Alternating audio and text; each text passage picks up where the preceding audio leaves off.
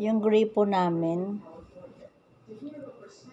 kahit nakasara na yung gripo, yung tubig, tulo pa din ng tulo. Kaya, ito ay naayos.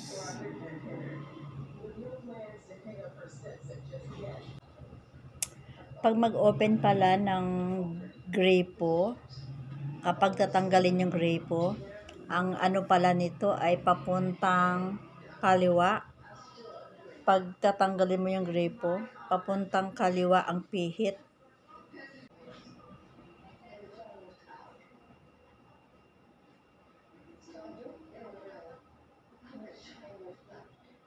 Ayan po.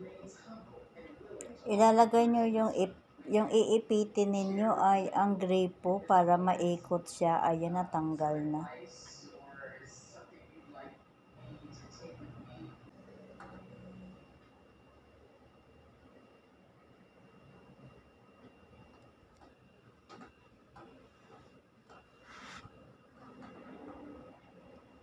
Bumili po kami ng gripo. At ito po ay pare-pareho lang ang size. Ito, nililinis po yung tubo. Tinatanggal yung mga dumi. Mga kalawang tinatanggal. Sinarado namin ang kontador ng water para walang water na lalabas.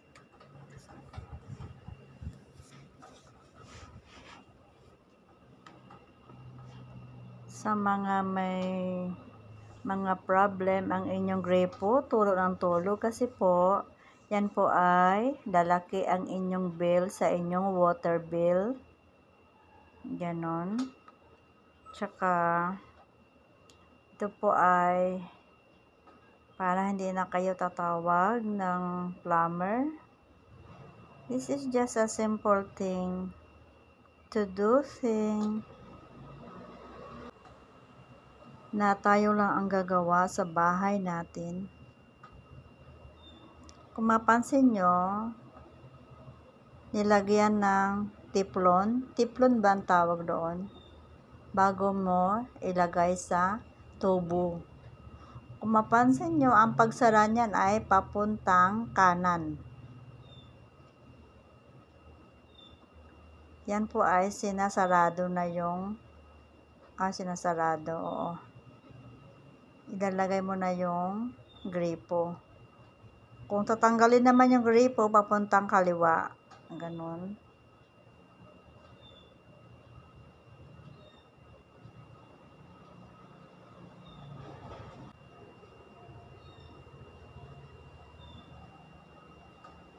Ayan.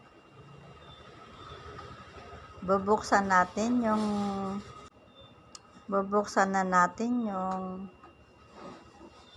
main or yung kontador ng water para matry natin kung okay. Ayun, natry na siya, okay na din. At saka ito naman, ang problem niya ay pag mag-flush, ayaw mag-flush. So ayun, kasi yun pala ay tanggal na din.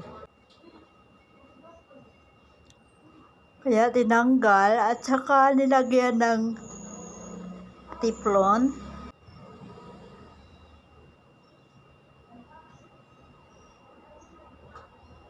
Tsaka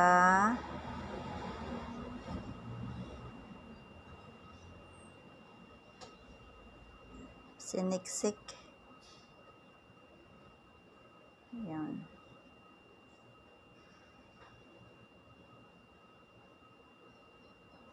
Yan, kasi ayan ang problem kapag